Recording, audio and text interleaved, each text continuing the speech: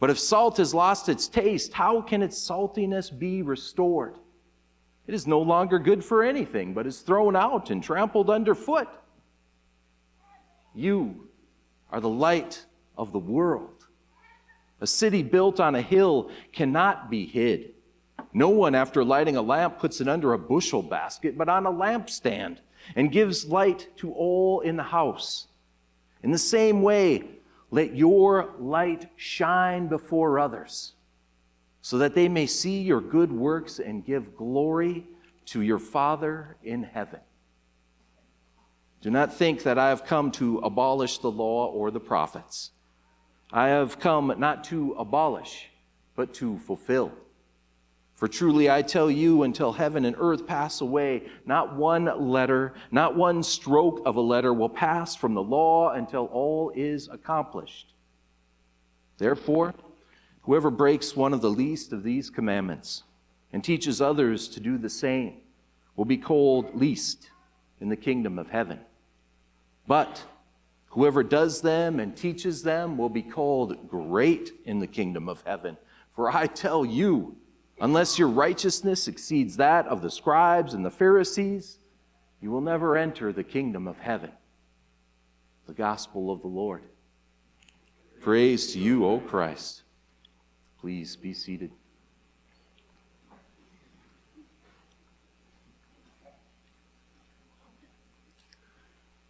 Discipleship. Discipleship. Today and next Sunday in the Gospel of Matthew, we are in the Sermon on the Mount, and Jesus is teaching discipleship. 2 Sundays ago, Jesus called the disciples. The lesson of discipleship then was that when one is called to be a disciple, one is called to be different, to be changed, and not in any small way. Being a disciple of Jesus Christ means our lives are changed. And by the grace of God, we become fishers of people. Jesus began this Sermon on the Mount with the Beatitudes, which are Jesus' blessings to the disciples of then and now. The lesson of discipleship in those blessings is that we learn who we are. We are the blessed ones of God. Though we be poor in spirit, mourning, meek, left in want of justice and peace, and though we be persecuted and hating for believing in love and life, we are blessed. When the going gets tough, when the chips are down, and when we might wonder if we are cursed, Jesus comes and blesses us. By the grace of God, you are blessed. In today's gospel, Jesus continues to train the disciples in discipleship. The disciples are the called ones. The disciples are the blessed ones. And today, Jesus tells the disciples that they are salt and light. You are salt and light. At first, that sounds like another identity statement. You are salt and light. But it is so much more. As Dr. Caroline Lewis, preaching professor at Lutheran Seminary, points out, to be salt and light disciples, we are responsible. Responsible for making the difference. You see, salt and light are powerful metaphors. Salt and light are agents of change. They do something. The body needs salt, and salt changes the taste of things. It changes the experience. It brings out flavor. It brings out the good. Salt is change of improvement. So is light. Throughout the scriptures, light has represented the good. Light has represented God. The very first thing that happens in the Bible is that God declares, "Let there be light," and there is. The first words of God are words of light. Light comes into being, and then life comes into being. Today, Jesus declares, "Let you, my disciples, be light." In doing so, Jesus is calling us, his disciples, to be creatures of light, life-giving light for the world. We are called to be the light that dispels the darkness of evil, injustice, and despair in the world. And we are in no short supply of that. We are called to be the light that shines on good, righteousness, and hope in the world. And by the grace of God, we are in no short supply of that either. We are called to be light that shines in the lives of real people, making a real difference for God. I believe that even though 502 years have passed since the Reformation, we who stand in the Reformed tradition still know a thing or two about change and changing things for God.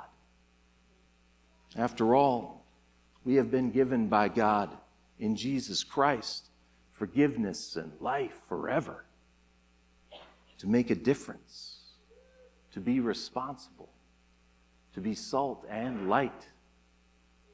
That mission of love that God began so long ago has been passed on to us. That's why we are here. That is why we've always been here. That is why we are still here on God's mission.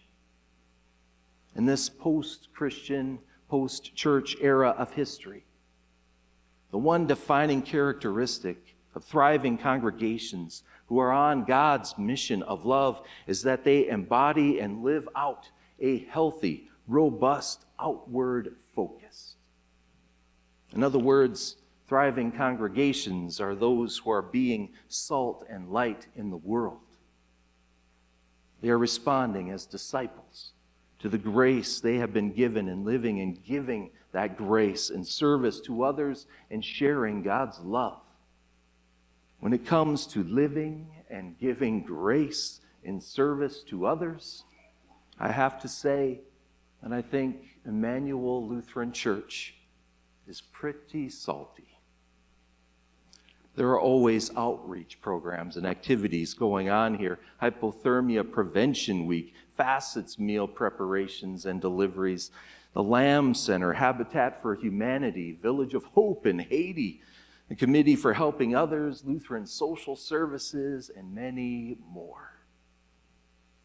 All for making a difference in people's lives for Jesus Christ. It is this salty mission focus that so attracted me to this congregation just a couple of years ago in the call process. It is why so many of you are here too. And it is what will keep this congregation going on into the future, because it is a ministry that matters. This is a busy congregation, and being salt is no problem. Being light, there's a challenge for this congregation and many others. We can be so busy being salt that we are not balancing it with being light, not as well as we could. Jesus calls us to let your light shine before others so that they may see your good works and give glory to your Father in heaven. We hear these words at baptism as we light the baptismal candle. It is a call to share what we are doing with others, not for ourselves, not to toot our own horns, and not to show off in some prideful way. It is a call to share ministry for the glory of God. Shouldn't that be what we are all about with everything we do? Shouldn't it all be to the glory of God? I think this is a game changer for us here at Emmanuel. We already bear a strong sense of responsibility for being salty and serving others, but we can certainly grow in our God-given gift of Jesus' disciples of light and being shiny for God's glory. What does it mean to shine for God's glory? I think it means getting the word out. I know you all are doing so many great things, but honestly, we must be one of the best kept ministry secrets in the church. Your light is bright. It is beautiful, and it is all to God's glory. In the upcoming days, I ask of you to answer 3 questions to help shine our light. First, how can we as a congregation together shine our light for God's glory? How can we as ministry teams, committees, and small groups do the same? And finally, how can each of us as individuals let our little lights shine? I have to hand it to so many who have undertaken the work to help our little lights shine. We have a group of volunteers working hard on developing our website and branding with our communications director, Kelly Champagne. Evangelism in the information age. Our council has taken seriously the mandate and dream of our strategic plan to grow our congregation, and they support evangelism efforts. Our call committee is working hard in our search for a pastor for evangelism and mission.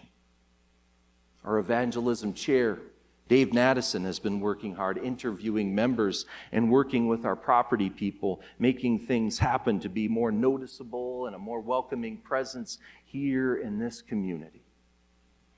Dave has been talking about that big, scary thing called evangelism. But he's been doing so in a very easy and accessible way. He talks about sharing Emmanuel. Sharing Emmanuel.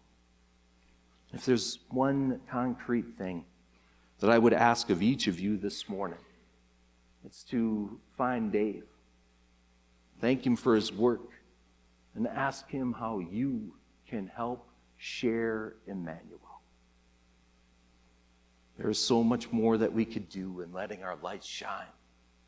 We could be filling up Facebook and YouTube with videos of dozens of ministries that happen here and are going on at Emmanuel.